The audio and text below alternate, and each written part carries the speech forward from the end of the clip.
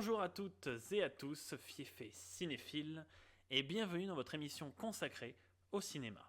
Aujourd'hui, et avec quelques temps de retard, nous allons parler du petit bébé de Dev Patel, célèbre acteur aujourd'hui aux commandes d'un thriller d'action, lui qui autrefois participait à l'un des jeux télé les plus en vogue dans les années 2000 dans Slumdog Millionnaire. Sorti ce 17 avril dans nos salles françaises, nous allons bien sûr parler de la légende du Monkey Man dans ses tournées.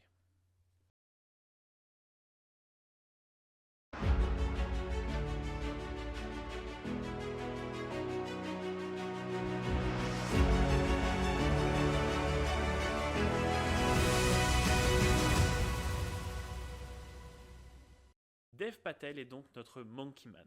Mais sur ce tournage, il porte également deux autres casquettes, celle de sa première réalisation et de son premier scénario, et avec l'aide de Jordan Peele à la production. Après un mois et demi d'exploitation dans nos salles françaises, Monkey Man se voit gratifié de 90 000 entrées. Un cinéma indien qui transperce nos écrans par sa fulgurance.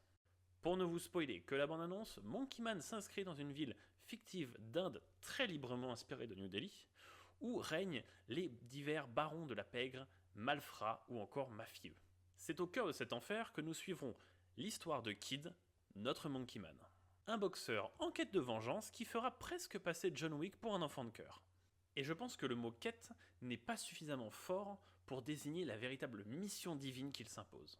Sa mère ayant été tuée lorsqu'il était enfant, il n'aura que la vengeance à l'esprit pendant les dizaines d'années à venir. Pour rentrer dans le détail et toujours sans spoil, Patel nous propose une véritable œuvre d'art visuel. A l'instar de Dune partie 1, chaque plan constitue un véritable tableau de maître.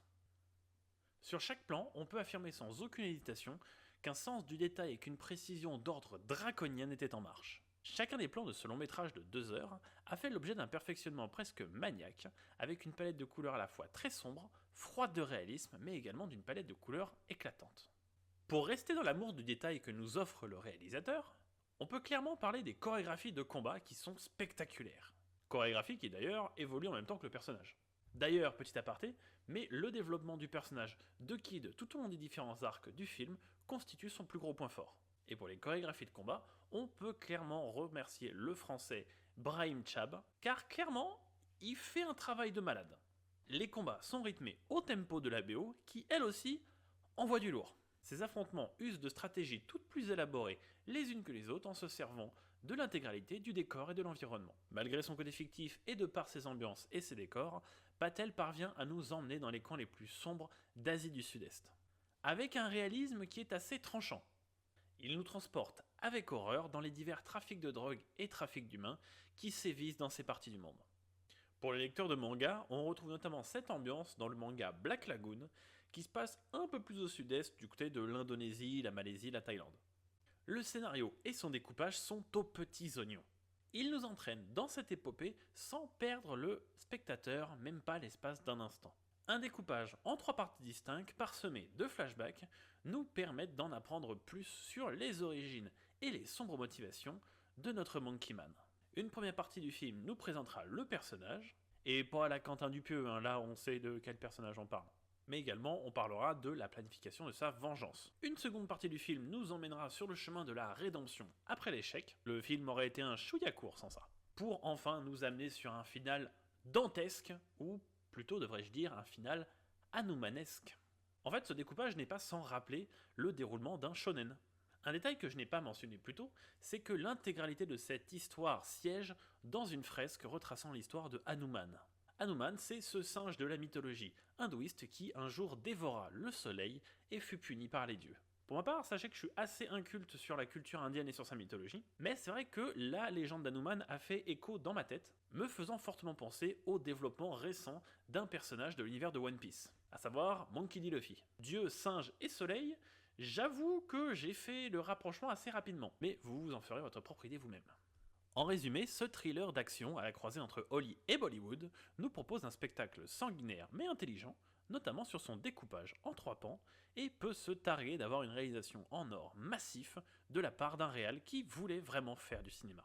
Il aura donc pris le temps qu'il lui fallait pour amener Monkey Man sur nos écrans. Si je dresse ici le portrait d'un film parfait, sachez qu'il y a malgré tout quelque chose qui m'a dérangé au sein du film.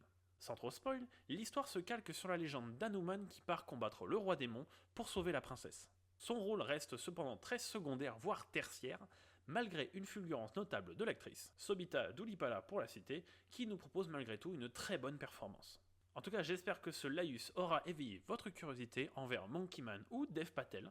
Bon, malheureusement, pour foncer en salle et aller découvrir le film, ça va être un peu tard, hein. Sachez que j'ai écrit la vidéo fin avril, mais vous pouvez toujours aller découvrir Slumdog Millionnaire si vous voulez voir Dev Patel ou bien attendre la sortie en DVD VOD. Merci à tous et à toutes d'avoir regardé ou écouté ce deuxième épisode de C'est tourné, l'émission cinéma de Alter Ego. Si ça vous a plu, n'hésitez pas à me le dire en commentaire, et si vous avez des idées de modification, n'hésitez pas à me le dire, en restant poli bien évidemment.